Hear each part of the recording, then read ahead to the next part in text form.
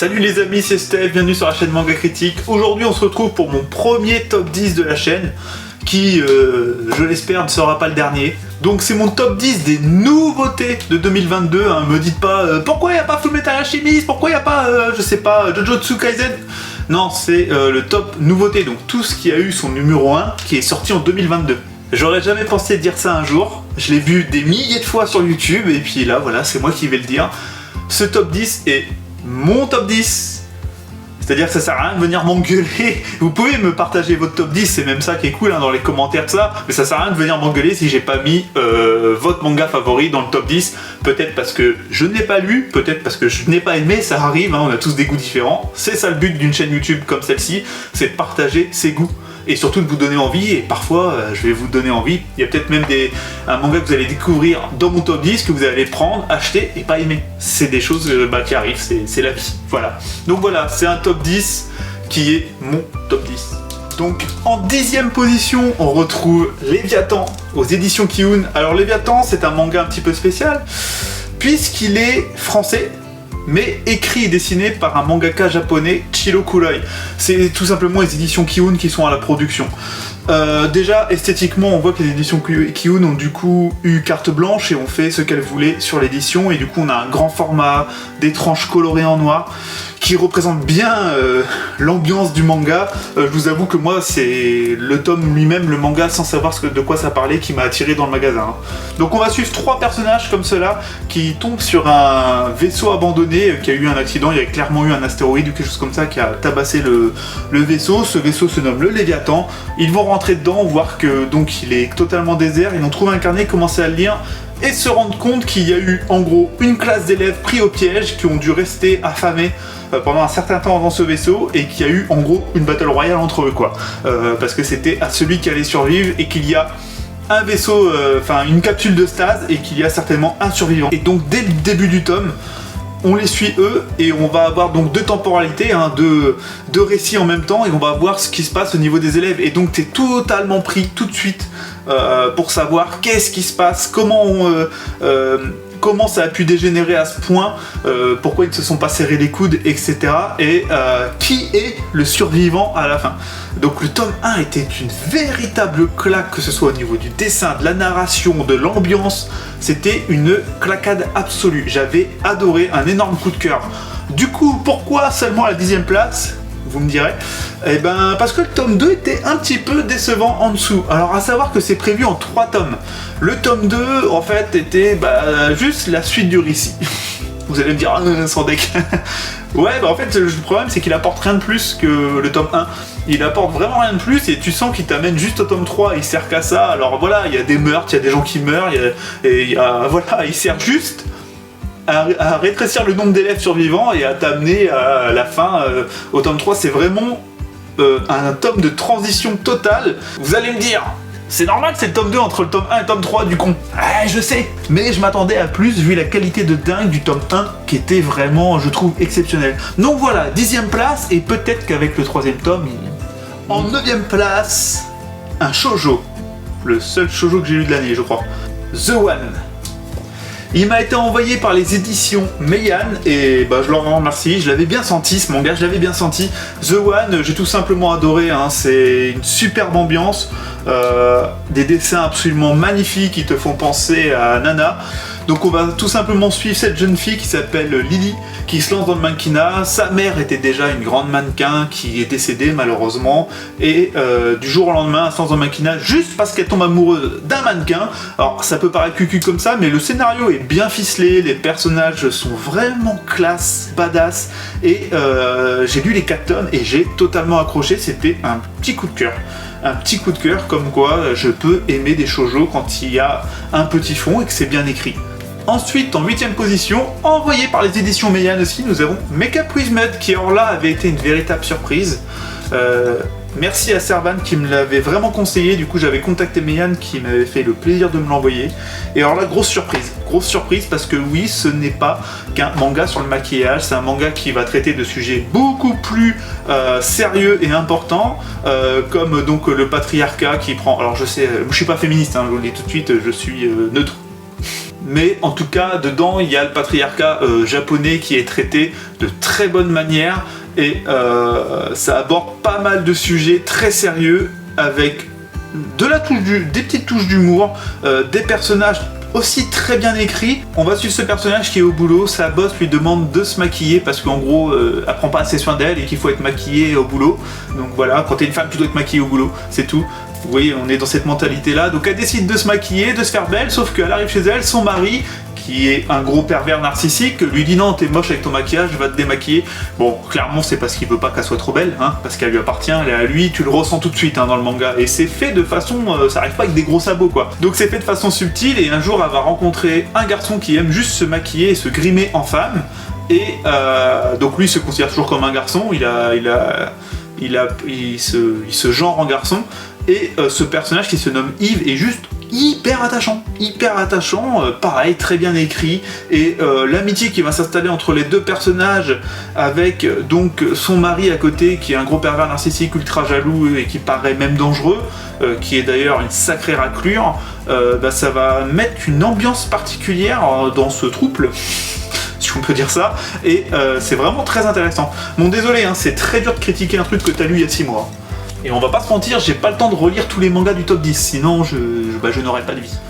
Donc en 7ème position, nous avons Mon mari dort dans le congélateur de chez Akata, édition large. Pour info, j'ai appris que large, c'est les seinen qui abordent des sujets très graves, très adultes. Medium, c'est les mangas un peu entre les deux, et donc les mini, les petits, c'est en gros les mangas plus enfantins, quoi, plus jeunes. Voilà, bon, j'ai appris ça sur Akata il y a pas longtemps, voilà, comme ça vous le savez aussi. Ce n'est pas que la taille du manga qui compte. C'est bizarre dit comme ça. Donc Mon mari dort dans le congélateur, ça avait été une vraie surprise. C'était un duo très critique que j'avais fait avec Cécile. Et j'avais beaucoup aimé. C'est en 2 tomes, ça se tient parfaitement. Je vais pas trop vous en parler parce que du coup il y a que 2 tomes et je vais trop spoiler. Mais voilà, je vous parle juste du premier chapitre. Hein. C'est une fille donc qui est... qui est pas heureuse dans son couple. Dès le premier chapitre, elle tue son mari. Et celui-ci, alors qu'elle pense l'avoir tué, revient. Pourquoi, comment, c'est ultra psychologique, mais c'est vachement bien mené. Même si je l'ai mis que 7ème, parce que même si après, en y réfléchissant bien, il y a des petites choses qui collent pas, et il y a quand même quelques facilités scénaristiques. Voilà, mais ça c'est en réfléchissant après, en se posant des questions, en discutant avec d'autres personnes qui m'ont dit mais il y a tel problème, j'ai dit ah oui, et d'ailleurs ça relève tel problème aussi, tel problème, vous voyez, comme quand on discute d'un film derrière, et ben ça m'a fait la même chose. Mais ça reste quand même très bon, très bien mené, et franchement, en 2 tomes, c'est top, c'est un super titre des éditions Akata, je trouve. Ensuite, en 6ème position, donc là on commence à se rapprocher du haut du tableau, hein, nous avons Criminal Fiançailles. Donc, Criminal Fiançailles, c'est donc mon abonné Servan hein, qui me l'avait conseillé quand j'étais allé faire ma vidéo Mangatech chez elle. Et j'avais pas lâché l'affaire, je l'ai acheté et bah c'était un petit coup de cœur aussi. Ça a été un petit coup de cœur. Moi j'adore les dessins, il y a beaucoup de gens qui ont du mal avec les dessins. J'ai accroché tout de suite au chara-design qui est justement spécial et que tu ne retrouveras que dans cette œuvre, en tout cas qu'avec ce mangaka. Donc on a Asuka Konishi au dessin. J'oublie de le dire les titres des auteurs, c'est un gros défaut ça qu'il faudrait que je me gomme en 2023. Un peu plus dire le nom des auteurs quand même, ce serait bien. Et donc on va suivre cette demoiselle qui est donc la fille d'un yakuza et du boss d'une famille de yakuza qui va décider de la marier au fils en gros de son rival pour assembler les deux familles. Elle est pas heureuse sur le coup, hein, mais quand elle voit le fils sur le coup, elle se dit bah il est plutôt mignon et tout, plutôt bien élevé, c'est vrai, beau gosse, classe et tout, et bon bah elle se marie avec lui, et au fait elle va se rendre compte que c'est un putain de démon, un monstre sanguinaire, et voilà, c'est un grand malade. Bon là désolé je vous spoil un peu hein, d'ailleurs, hein, mais voilà, j'ai aimé la relation entre les deux personnages. Elle, je l'ai beaucoup aimé parce qu'au fait au début on se dit qu'elle va être un petit peu molle, et au fait c'est une fille forte, c'est une femme forte et même un peu tarée aussi, et donc la relation entre les deux personnages est top et je me demande où on va aller. J'ai lu que les 3 premiers tomes, j'ai vu plein d'autres youtubeurs qui ont lu le 4ème tome et qui ont adoré le 4ème tome, en gros ça relançait même, donc ouais ça a l'air d'être bien. On est aux éditions Pika, c'est considéré comme un seinen, même si on va pas se mentir, tu pourrais classer en josei hein, aussi, hein, parce que bon c'est quand même une histoire d'amour dans le fond, avec plus et enfin une histoire d'amour un peu spéciale, mais bon ils l'ont classé en seinen, voilà. Je vous le conseille fortement, Criminal Fiançailles, fortement les amis. De toute façon tout ce qui est dans le top 10 là je vous le conseille. Ensuite en 5ème place, là ça commence à être du lourd. ça commence à être des trucs qui m'ont vraiment énormément plu. Et bah on a la réédition de Sanctuary, donc chez Glénat. Alors, là c'est simple, hein, je vais pas vous raconter l'histoire, juste je vais vous dire, voilà, si vous aimez les films de mafieux, si vous aimez tout ce qui est Scorsese, Coppola avec Le Parrain, bah, foncez, hein, on retrouve toutes ces caractéristiques, on retrouve tout ça, et en même temps il y a la patte manga, il y a la patte japonaise. On trouve ça dans une édition bon, correcte, parce que pour le prix, je me souviens plus du prix, mais on a 15-16 €, c'est quand même bien épais. Par contre, voilà, la qualité du papier laisse à désirer, c'est du très souple, c'est une édition, voilà, je vais dire correcte pour le prix et pour le nombre de pages que tu as à lire, mais bon, j'aurais préféré à la limite payer 1 ou 2 € de plus et avoir un truc avec une couverture un peu plus rigide, un truc de meilleure qualité quoi. Mais Sanctuary, ça a été un véritable petit coup de cœur. Si je dis pas de bêtises, c'est en prévu en 5 ou 6 tomes, donc pareil, ça va pas être un truc ultra long. Je vous le conseille vraiment fortement, Sanctuary. Ensuite, au pied du podium, ça a été dur de mettre là, parce que c'était un véritable coup de cœur et vraiment là je me suis posé beaucoup de questions. Mais on va retrouver un manga français, Onera. Onera, tous ceux qui m'ont suivi, alors j'en ai fait une petite vidéo sur TikTok, Instagram, j'en ai parlé sur YouTube. Voilà, ça a été un vrai coup de cœur, j'ai adoré Onera, du tome 1 au tome 2. Le personnage principal est tellement badass. Il y a le côté The Witcher.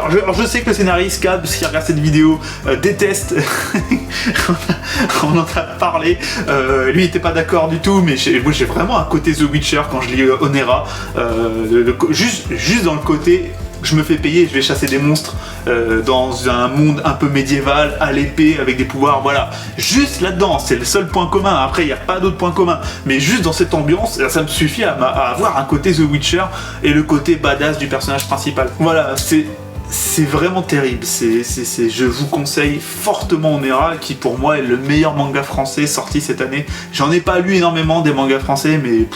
Et petite mention spéciale à Kana qui du coup a eu des libertés pour l'édition et qui fait une superbe édition. Le prochain tome, le 3 est vert, ça va être vraiment super beau. Donc on a Cab au scénario et il faut parler d'un autre truc, c'est Federica Di Meo qui est donc une italienne qui est au dessin et les dessins sont sublimes, ça aide énormément à kiffer le personnage. Les dessins sont sublimes, ça... Elle est tellement badass et c'est le trait qui la rend ultra badass comme ça. Et l'écriture aussi, bien sûr, du personnage, mais les traits, cette étincelle qu'elle a dans les yeux. Moi, je suis sorti du manga, j'étais amoureux du personnage principal et ça faisait bien longtemps que ça m'était pas arrivé. Donc, ouais, Onera, vous avez compris, foncez. Enfin, je vais arrêter de le dire parce que, de toute façon, à partir de maintenant, foncez dans tout ce que je vous propose. Pour moi, c'est du lourd, c'est du bon. En troisième position, et c'est là que, entre Onera et mon troisième, il y a vraiment rien en fait. Puisque là, je pense que ça va en surprendre quand même quelques-uns, puisqu'on va trouver Slice of Life. Pourquoi je l'ai mis troisième ? Parce que c'est un chef-d'œuvre de Slice of Life. Le mangaka, qui se nomme Satsuki Yoshino, a aussi fait Barakamon, qui était déjà un manga Slice of Life. Et là, en fait, tout simplement, dans ce manga, c'est une véritable démonstration de Slice of Life, puisqu'il y a 3 récits dans ce manga de Slice of Life. Donc on va voir son enfance, sa vie actuelle. Lui est un mangaka et qui donc essaye de se lancer. Un mangaka qui, on va dire, a un succès moyen, il arrive à vivre, mais n'a pas de gros succès. Je peux pas vous spoiler, mais en fait, donc, on va voir son manga qu'il est en train d'écrire, qui est Slice of Life. On va voir son enfance et sa vie actuelle. Et c'est que la vie d'un mec qui écrit des mangas, et pourtant c'est hyper intéressant et super agréable à suivre. Et c'est qu'en 3 tomes, donc en plus j'ai la certitude que ça va pas aller trop loin, ça va pas trop se développer n'importe comment. Et Slice of Life, Slice of Life, j'ai du mal à le dire avec mon cheveu sur la langue. C'est vraiment une petite bombe, et je suis sûr que c'est un manga qui se vend à peine parce que c'est marqué Slice of Life et ça doit intéresser personne, alors qu'il mérite tellement mieux. Tellement mieux. C'est pour ça que je le mets troisième. J'ai longtemps hésité entre Onera et lui, je vais pas vous mentir, mais voilà, j'avais envie de le mettre encore un peu plus en avant parce qu'il le mérite. Ensuite, là, ça commence à être sérieux. En deuxième position, on retrouve Karakuri Circus. Karakuri Circus, alors là déjà, mesdames et messieurs, taisons-nous et regardons cette édition qui est proposée au prix de 13 €. C'est simple. imbattable en qualité-prix, il n'y a pas meilleur.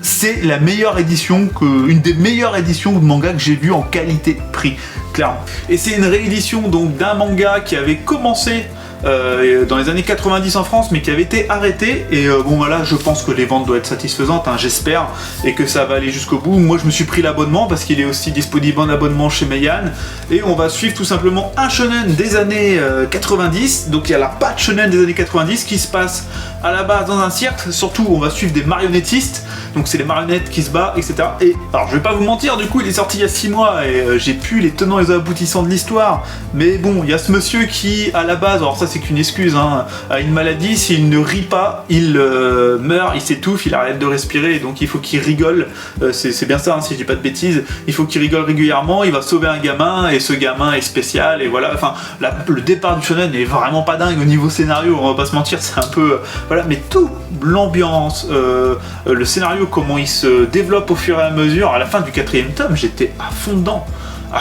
j'étais en mode putain, il faut que je sache la suite. Bon, au final, j'ai pas lu la suite. Maintenant, j'attends clairement qu'il y ait tout pour tout venir d'une traite. Et voilà, super shonen des années 90. Donc, je vous dis pas grand chose dessus, mais je vous laisse la surprise aussi.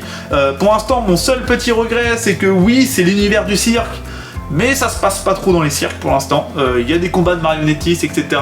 Il y a des personnages qui sont de l'univers du cirque, des personnages qui essayent de survivre dans cet univers compliqué qu'est le cirque. Mais il y a, pour l'instant, voilà, il y a pas, on suit pas des personnages qui essayent de faire des shows, on n'a pas vraiment de scène de cirque énorme. Ça se passe pas assez dans les cirques pour l'instant. Si je devais vraiment mettre un petit défaut, parce qu'il faut en mettre. Et le numéro 1, donc pour ceux qui m'ont suivi cette année, ils vont peut-être avoir une petite idée. C'est, je pense que je suis le seul qui va mettre peut-être même ce manga dans le top 10 ou numéro 1. Star Wars, nos étoiles perdues. Numéro 1. Pourquoi tout simplement parce que c'est ce que j'attendais de Star Wars. Moi qui suis fan de Star Wars et qui le suis beaucoup moins depuis que Disney a racheté, qui a été déçu énormément par les films qui ont été faits à l'arrache totalement, et par beaucoup de choses qui ont été faites par Disney depuis. Disney c'est un massacre, hein, Star Wars, on va pas se mentir, hein. À part une ou deux bonnes séries, c'est un massacre total. Même Obi-Wan, ils ont réussi à nous rater ça. Enfin voilà, après ce n'est que mon avis, je sais qu'il y en a qui ont aimé Obi-Wan, mais Obi-Wan, t'enlèves le personnage d'Obi-Wan qu'on adore tous, je suis amoureux d'Ewan McGregor, moi aussi, t'enlèves le personnage d'Obi-Wan, la série a fait niveau scénario, niveau incohérence, c'est catastrophique. Bon bref, on n'est pas là pour parler de Star Wars, mais voilà, nos étoiles perdues qui pour moi est tout simplement, c'est simple, hein, il y aurait eu un film qui serait sorti qui s'appellerait Nos étoiles perdues, qui reprendrait ce scénario, qui suivrait le manga à la lettre, enfin qui est adapté d'ailleurs d'un roman à la base, donc qui suivrait le roman à la lettre. Ça aurait été un petit chef-d'œuvre, ça aurait été un Star Wars exceptionnel, un super Star Wars, et clairement, bah putain, qu'est-ce qu'ils attendent Disney quoi, ils ont du super matériel comme ça, qui a été écrit par des super écrivains, et ils font de la merde, voilà. Donc je vais pas trop vous spoiler, sachez que c'est ni plus ni moins qu'une histoire d'amour, et un duo qui va être partagé entre la rébellion et l'Empire, mais du coup on va voir un peu des deux côtés, et on va avoir des nuances qui ne sont pas apportées dans les films. C'est pas tout le monde est méchant, tout le monde est gentil, il y a de la nuance, il y a un scénario vraiment bien ficelé, et Nos étoiles perdues, c'est qu'en 3 tomes, c'est chez Nobinobi, et les amis, bah foncez, c'est un super manga. Moi j'ai adoré le lire, je l'ai dévoré, et donc le fait que je sois fan de Star Wars aide, c'est sûr et certain. Le fait que je sois fan de Star Wars m'a aidé à le passer numéro 1, et le fait que ce soit un scénario comme je l'attends depuis 10 ans dans Star Wars m'a aidé aussi. Et d'ailleurs du coup il faut que je regarde la série Andor, parce qu'à ce qui paraît justement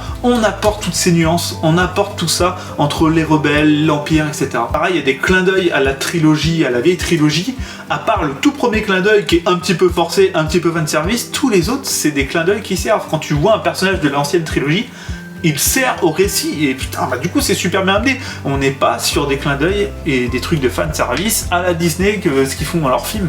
Voilà, en mode hey, oh, t'as vu, regarde, c'est R2D2, t'as vu, là, regarde, c'est Chewbacca, oh, c'est génial, c'est incroyable, regarde, hey, vas-y, kiffe toi le fan. Voilà, on en est là avec Disney. Et d'ailleurs, j'ai commencé la série Willow. Ils sont en train de massacrer notre enfance, Disney, c'est phénoménal.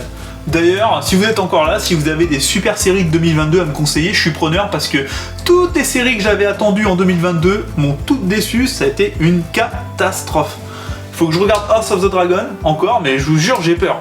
Bon, après là, les retours sont plutôt bons, mais voilà. Donc voilà, là je commence à m'éparpiller trop. Donc voilà pour mon top 10 les amis. Voilà, j'espère que vous avez kiffé ce top 10, que vous avez autant pris de plaisir à regarder que moi j'ai eu à le faire. Les mentions honorables s'éternisent un petit peu, mais bon, c'est le but, hein, c'est de vous donner envie de faire un bon récapitulatif sur l'année, de vous donner envie d'acheter plein de titres, voilà. Donc je me répète, j'espère que ça vous a plu et à la prochaine sur la chaîne, certainement pour le top nouveauté. Je ne sais pas quand est-ce que je vais sortir cette vidéo, mais ce sera certainement pour le top nouveauté de janvier. Donc je vous fais un gros bisou.